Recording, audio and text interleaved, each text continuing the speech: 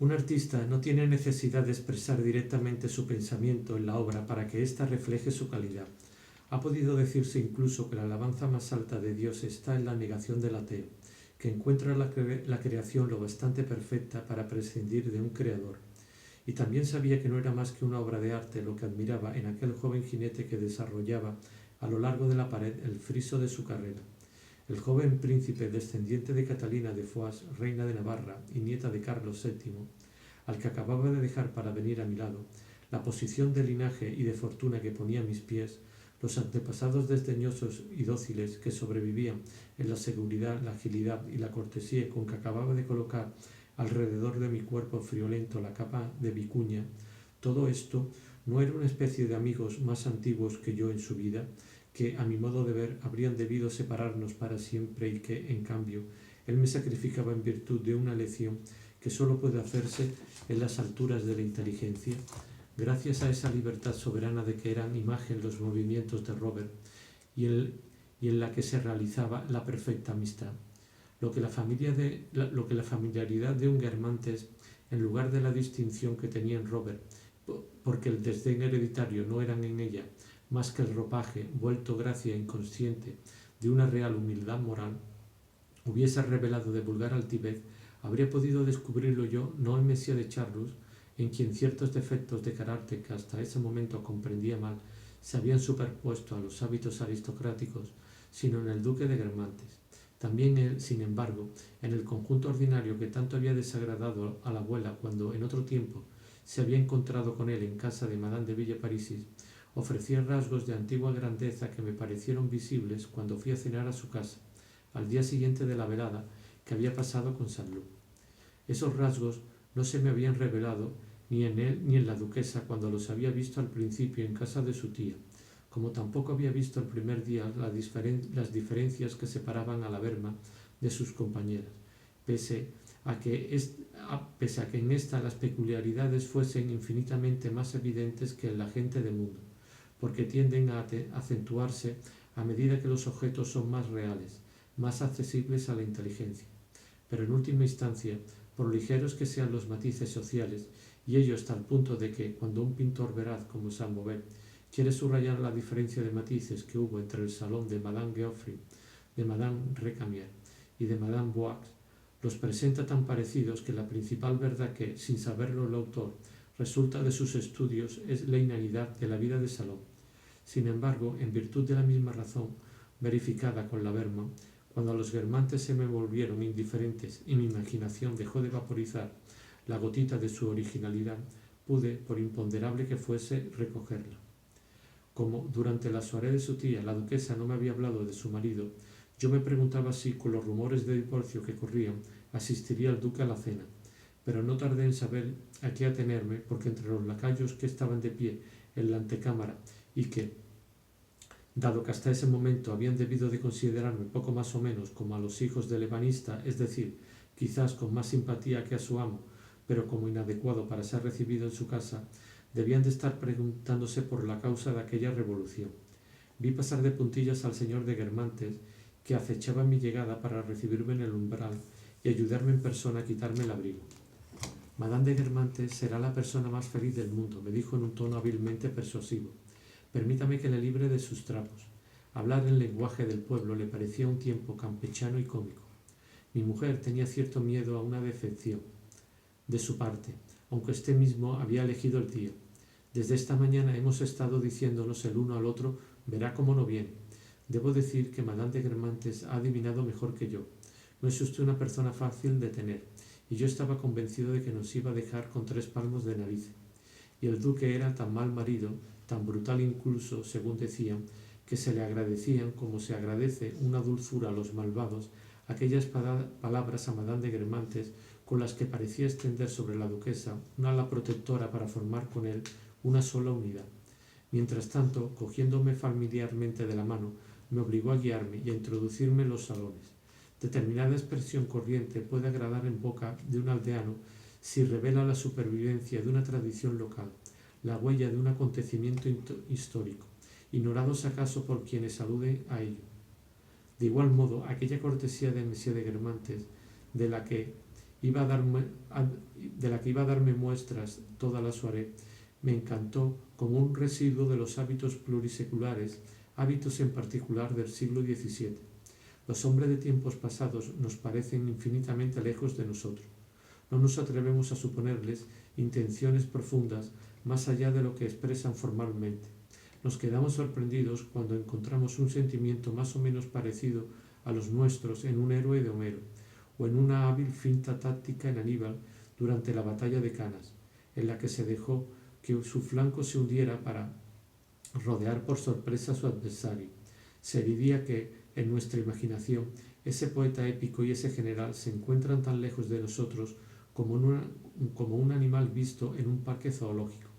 Hasta con ciertos personajes de la corte de Luis XIV, cuando encontramos muestras de cortesías en cartas escritas por ellos a una persona de rango inferior y que no puede serles útil de nada, nos deja asombrados porque de improviso nos revelan en estos grandes señores todo un mundo de creencias que nunca expresan directamente, pero que los rigen, y en particular la convicción de que por cortesía hay que fingir ciertos sentimientos y ejercer con el mayor escrúpulo ciertas funciones de amabilidad. Este alejamiento imaginario del pasado quizás sea una de las razones que permiten comprender que incluso grandes escritores hayan captado una belleza genial en las obras de mediocres mistificadores como Sia. Tan asombrados nos dejan que unos bardos remotos puedan tener ideas modernas que nos maravillamos si, en lo que creemos un viejo canto gaélico, encontramos una que, en un contemporáneo, únicamente nos habría parecido ingeniosa. A un traductor de talento le basta añadir a un antiguo, restituido con mayor o menor fidelidad, algunos trazos que, firmados con un nombre contemporáneo y publicados aparte, sólo parecerían agradables. Inmediatamente de una conmovedora grandeza a su poeta, que así resuena en el teclado de varios siglos. Ese traductor sólo era capaz de un libro mediocre si ese libro se hubiera publicado como un original suyo. Ofrecido como traducción parece la de una obra maestra. El pasado no solo es tan fugaz, pervive. No es sólo que meses después del inicio de una guerra unas leyes votadas sin prisa puedan influir eficazmente en ella. No es sólo que 15 años después de un crimen que ha permanecido en la sombra, un magistrado pueda encontrar todavía los elementos que sirven para esclarecerlo. Después de siglos y siglos, el erudito que estudia en una remota región la toponimia, las costumbres de los habitantes, aún podrá captar en ella esta o aquella leyenda muy anterior al cristianismo, ya incomprendida, si no olvidada incluso en tiempos de Heródoto, y que en la denominación dada a una roca, en un rito religioso, sigue viva en medio del presente como una emanación más densa, inmemorial y estable. Había una también mucho menos antigua emanación de la vida de corte, sino en los modales a menudo plurales de Messier de Guermantes, al menos en la mente que las dirigía. Aún debía yo saborearla, como un perfume antiguo, cuando volví a encontrarle algo más tarde en el salón, porque no me había dirigido a él inmediatamente. Al dejar el vestíbulo, yo le había dicho a Messier de Guermantes que deseaba ardientemente ver sus Elstirs. Estoy a sus órdenes, con que Messier Elstir es amigo suyo. Siento mucho no haberlo sabido, porque le conozco algo. Es un hombre amable, eso que nuestros padres llamaban un hombre honrado. Habría podido pedirle que me hiciese el favor de venir e invitarlo a cenar. Desde luego se habría sentido muy halagado a pesar de pasar la velada en su compañía.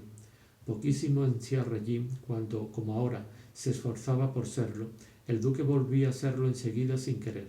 Después de haberme preguntado si deseaba yo que me enseñase aquellos cuadros, me acompañó, poniéndose graciosamente a un lado delante de cada puerta, disculpándose cuando para mostrarme el camino se veía obligado a pasar delante.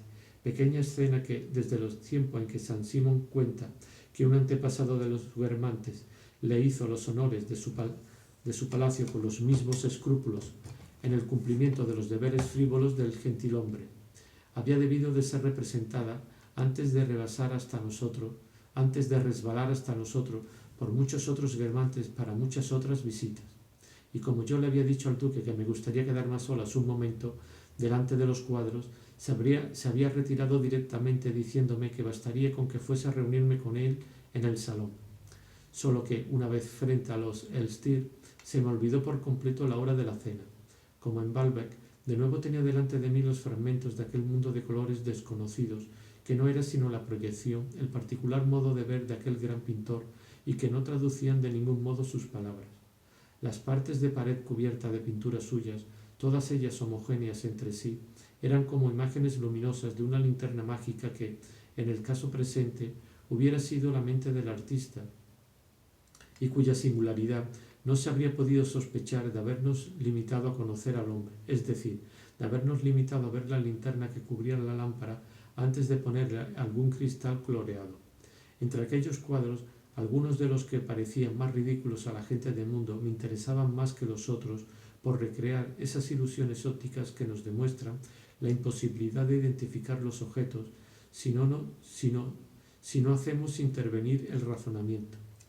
¿Cuántas veces en coche no descubrimos una larga calle rara que empieza a unos pocos metros de nosotros, cuando lo que tenemos delante es únicamente un lienzo de pared violentamente iluminado que nos ha dado el espejismo de profundidad? ¿No es entonces lógico, no por artificio de simbolismo, sino por una vuelta sincera a la raíz misma de la impresión, representar una cosa por esa otra que en el relámpago de una ilusión primera hemos tomado por ella? La superficie y los volúmenes son en realidad independientes de los nombres de objetos que nuestra memoria les impone cuando los hemos reconocido. El Still trataba de arrancar a lo que acababa de sentir lo que sabía. Su esfuerzo había consistido muchas veces en disolver ese agregado de razonamientos que llamamos visión. Los que detestaban aquellos horrores se extrañaban de la admiración del Still por Chardin, por Perronneau, por tantos pintores que ellos, las gentes del mundo, amaban. No se daban cuenta de que el Still había vuelto a hacer por su cuenta, ante lo real, con el indicio particular de su propio gusto por ciertas búsquedas, el mismo esfuerzo que un Chardin, que un Perronneau, y que, por lo tanto, cuando dejaba de trabajar por sí mismo, admiraba en ellos tentativas del mismo género, una especie de fragmentos anticipados de alguna de sus propias obras. Pero las gentes del mundo no añadían mentalmente a la obra del Still esa perspectiva del tiempo que les permitía amar o cuando menos mirar sin desagrado la pintura de Chardin. Con todo, los más viejos habrían podido decirse que en el curso de su vida habían visto, a medida que los años se alejaban de ella, la diferencia infranqueable entre lo que consideraban una obra maestra de Ingres y lo que creían destinado a seguir siendo por siempre un horror, por ejemplo, la Olimpia de Manet, disminuir hasta que las dos telas pareciesen gemelas. Pero no se saca provecho de ninguna lección porque no somos capaces de descender hasta lo general, y por imaginarnos siempre que nos encontramos ante una experiencia que no tiene precedentes en el pasado. Me emocionó encontrar en dos cuadros más realistas y de un estilo anterior un mismo señor, una vez de frac en su salón, otra con chaqueta y sombrero de copa en una fiesta popular a orillas del agua con la que no tenía evidentemente nada que ver, demostrando así que para Still no solo era un modelo habitual, sino un amigo, acaso un protector al que apreciaba, del mismo modo que en otro tiempo Carpaccio hacía que ciertos caballeros notables y perfectamente parecidos de Venecia figurasen en sus pinturas. También, y de la misma manera, Beethoven disfrutaba escribiendo al frente de una obra predilecta el nombre adorado del archiduque Rodolfo. Aquella fiesta a orillas del agua tenía algo de mágico. El río, los vestidos de las mujeres, las velas de las barcas, los innumerables reflejos de unos y otras se fundían en aquel cuadro de pintura que el Still había recortado en una tarde maravillosa. La fascinación que irradiaba el vestido de una mujer que dejaba de bailar un momento por el calor y el sofoco también se tornasolaba, y de idéntica manera en la tela inmóvil de una vela, en el agua del puertecito, en el portón de madera, en las hojas y en el cielo.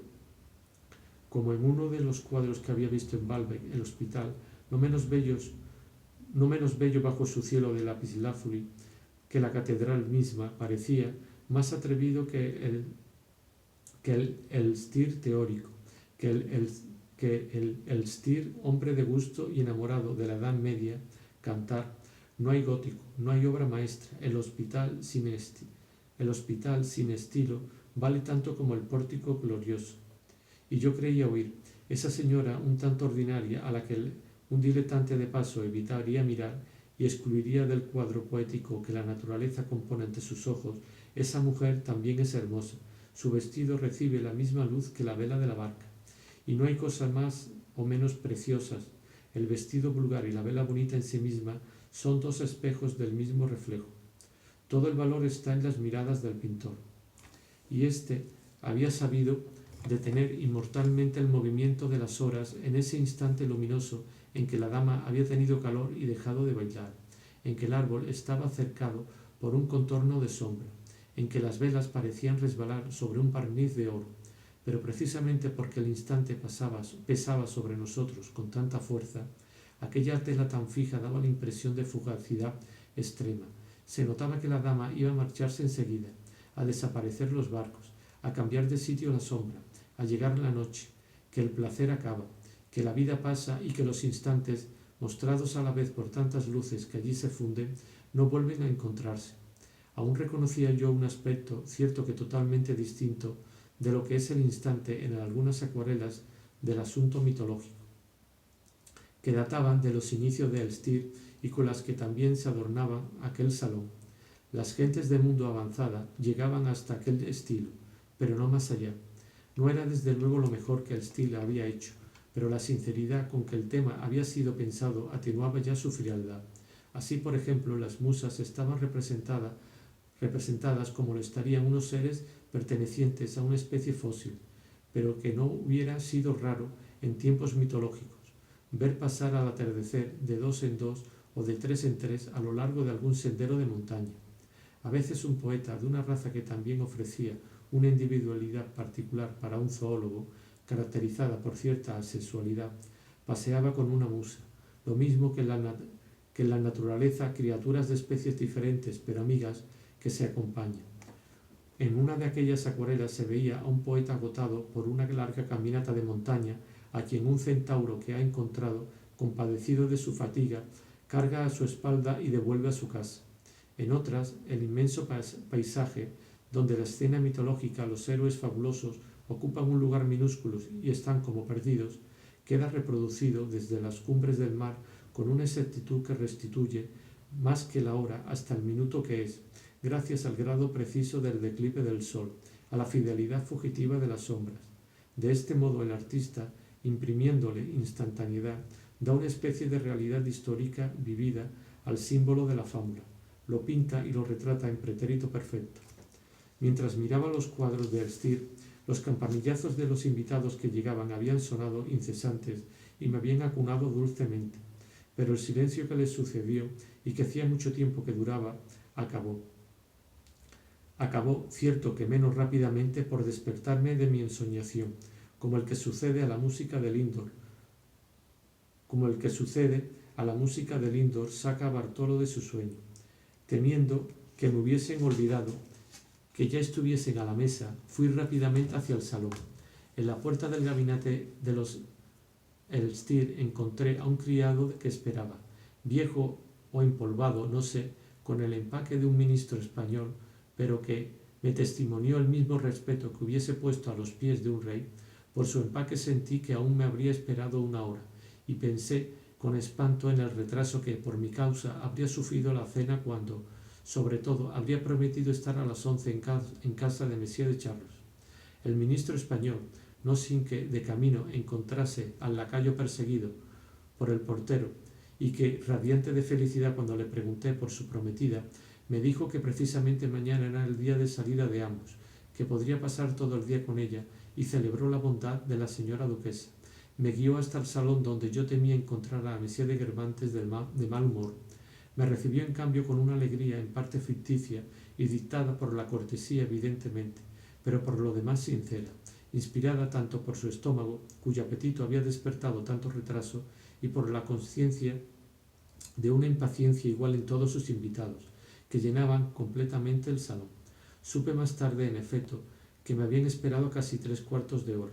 El duque de Guermantes pensó probablemente que prolongar 2 minutos el suplicio general no lo agravaría, y que, habiéndole impulsado la cortesía a retrasar tanto tiempo el momento de sentarse a la mesa, esa cortesía sería más completa si, no haciendo servir inmediatamente, lograba persuadirme de que no me había retrasado ni habían esperado por mí.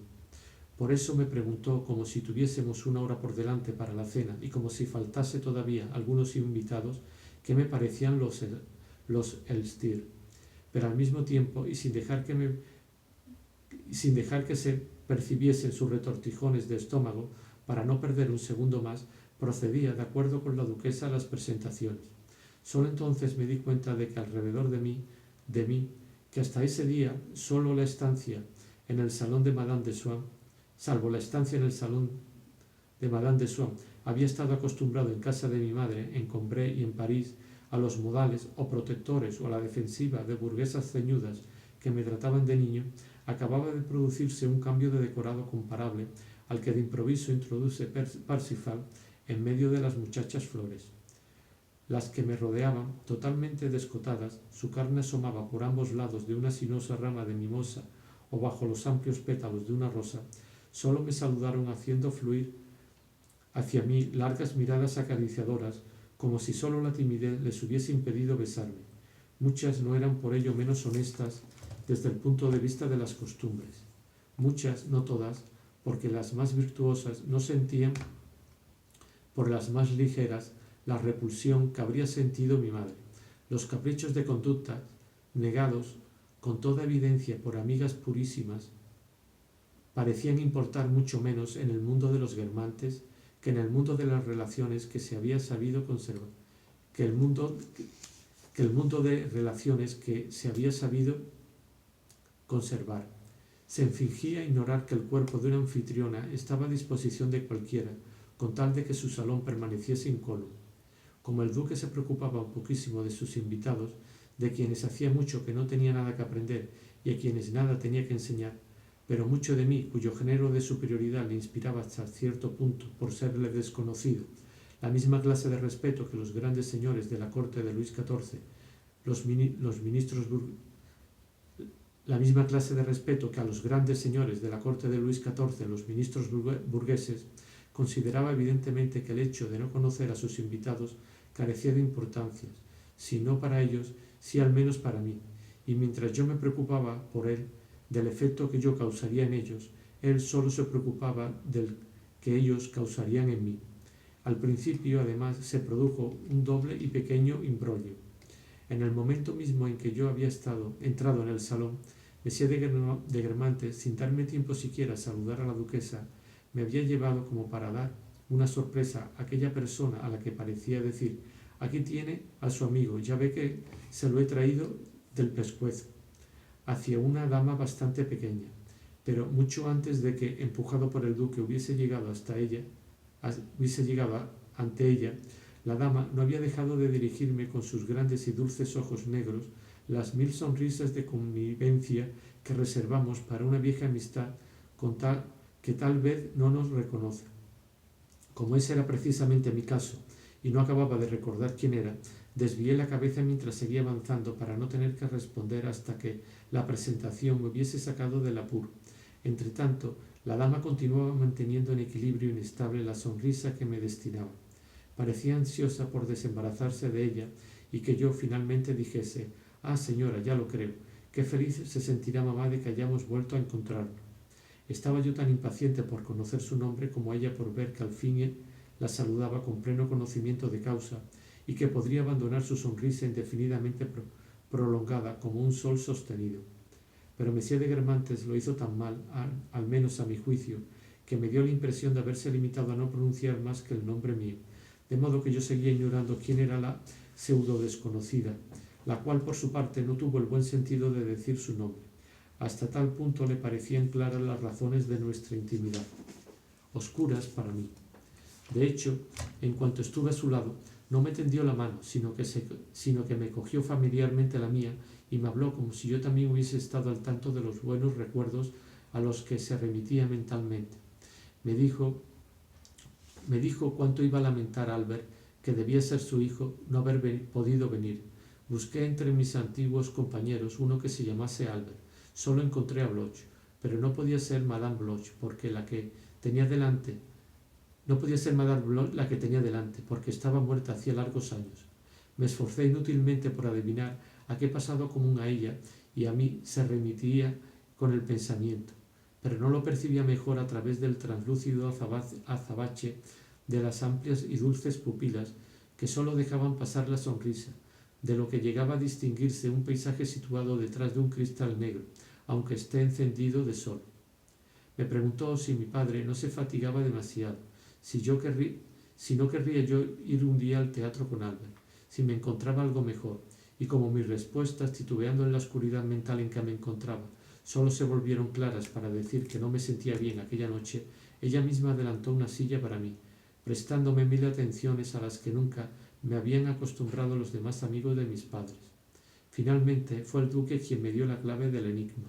«Le parece usted encantador», me susurró al oído, que de pronto reaccionó, como si esas palabras no le fueran desconocidas. Eran las que Madame de Villeparisis nos había dicho a la abuela y a mí cuando habíamos conocido a la princesa de Luxemburgo. Entonces comprendí todo. La dama presente no tenía nada en común con Madame de Luxemburgo, pero por el lenguaje de quien me lo servía distinguí la especie de la bestia. Era una alteza. No conocía en absoluto ni a mi familia ni a mí, pero en medio de la raza más noble y en posesión de la mayor fortuna del mundo por haberse casado, hija del príncipe de Parma, con un primo igualmente principesco, deseaba en su gratitud hacia el Creador testimoniar al prójimo, por más pobre o humilde que fuese su extracción, que no lo despreciaba. A decir verdad, habrían podido hacérmelo adivinar las sonrisas. Yo había visto a la princesa de Luxemburgo comprar los panecillos de centeno en la playa para darle de ellos a mi madre, como a una corza del jardín de aclimatación, pero solo era la segunda princesa de sangre a la que me presentaba, y podía disculparse que no hubiese reconocido los rasgos generales de la amabilidad de los grandes. Además, no se habían tomado ellos mismos la molestia de advertirme que no me fiase demasiado de aquella amabilidad, dado que la duquesa de Guermantes, que tantos saludos con la mano me había hecho en la ópera, había parecido enfurecerla que la saludase por la calle, como esas gentes que por haber dado una vez un Luis a alguien piensan que con éste ya tienen la conciencia en regla para siempre. En cuanto a Monsieur de Charlus, sus altibajos ofrecían mayor contraste todavía.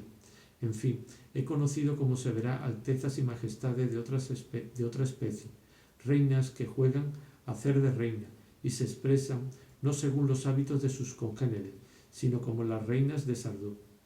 Y si Monsieur de Guermantes se había dado tanta prisa en presentarme, era porque el hecho de que en una reunión haya alguien desconocido para una alteza real resulta intolerable y no puede prolongarse ni un segundo. Era la misma prisa que Saint-Loup había puesto en ser presentado a mi abuela. Además, en virtud de un resto heredado de la vida de las cortes que se llama cortesía mundana y que no es superficial, ya que por una vuelta de lo externo a lo interno es la superficie lo que se vuelve esencial y profunda, el duque y la duquesa de Guermantes consideraban como un deber más esencial que los, a menudo bastante descuidados, al menos por uno de ellos, de la caridad, de la castidad, de la piedad y de la justicia, otro más inflexible, el de no dirigirse a la princesa de Parma como no fuese en tercera persona. Por no haber ido todavía nunca a Parma, cosa que deseaba desde hacía unas lejanas vacaciones de Pascua, conocer a su princesa, que, según sabía, era dueña del más hermoso palacio de esa ciudad única, en la que por lo demás todo debía ser homogéneo, aislaba como estaba del resto del mundo entre paredes pulidas, en la atmósfera sofocante como una tarde de estío sin aire en una plaza de pequeña ciudad italiana, de su nombre compacto y demasiado dulce, habría debido de sustituir de golpe lo que trataba de imaginarme, lo que realmente existía en Parma, en una especie de llegada fragmentaria y sin haberme movido. Era, en el álgebra del viaje a la ciudad de Giorgione, una especie de primera ecuación que tuviese aquella incógnita. Pero si yo, desde hacía años, como un perfumista a un bloque uniforme de materia grasa, había hecho absorber aquel nombre de princesa de Parma el perfume de millares de violetas, en cambio nada más ver a la princesa Después de haber estado convencido hasta ese momento de que por lo menos era la Sanseverina, empezó una segunda operación que, a decir verdad, no quedó rematada sino unos meses más tarde, consistente en expulsar, con la ayuda de nuevos amansamientos químicos, todo aceite de esencia de violetas y cualquier perfume estendaliano del nombre de la princesa, y en incorporarle en su lugar la imagen de una mujercita morena, dedicada a obras de caridad, de una amabilidad tan humilde que se captaba enseguida en qué orgullo altivo tenía su origen esa amabilidad. Por lo demás, semejante, salvo algunas diferencias, a las otras grandes damas. Era un poco stendhaliana, como por ejemplo en París, en el barrio Europe, la calle de Parme, que se parecía mucho menos al nombre de Parma que todas las calles vecinas, y hace pensar menos en la cartuja en que muere Fabrice que en la sala de espera de la estación San Lázaro. Su amabilidad se debía a dos causas. Una, general, era de educación que esta hija de soberanos había recibido. Su madre, no solo emparentada con todas las familias reales de Europa, sino también, a diferencia de la casa ducal de Parma, más rica que cualquier princesa reinante, le había inculcado desde su más tierna edad los preceptos orgullosamente humildes de un esnovismo evangélico.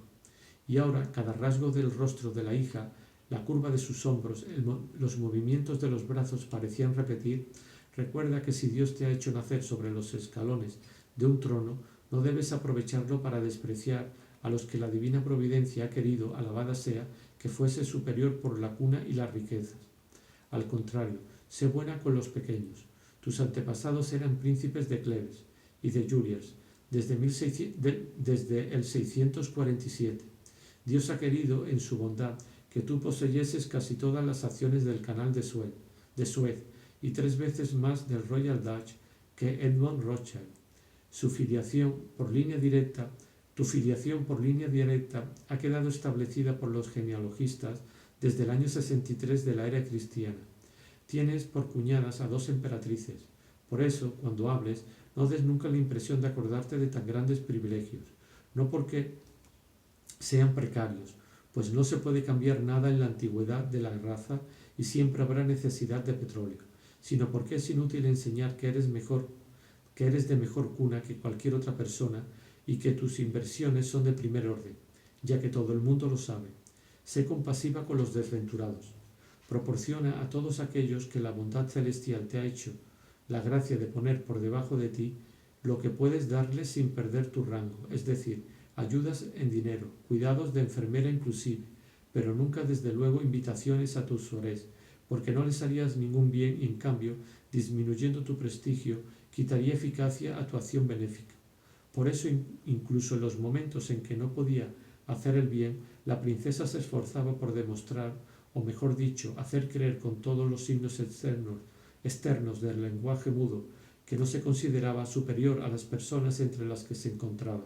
Con cada uno tenía esa encantadora cortesía que tiene con los inferiores las personas bien educadas, y en todo momento, para volverse útil, corría su silla para dejar más espacio, me tenía los guantes, me ofrecía todos esos pequeños servicios indignos de las orgullosas burguesas y que prestan de buen grado las soberanas o instintivamente y por hábito profesional los antiguos criados. La otra razón de la amabilidad que me demostró la princesa de Parma era más particular, pero en absoluto dictada por una misteriosa simpatía hacia mí. Mas esa segunda razón, en ese momento no tuve posibilidad de profundizar en ella. De hecho, el duque, que parecía tener prisa por acabar las presentaciones, me había arrastrado hacia otra de las muchachas Flores.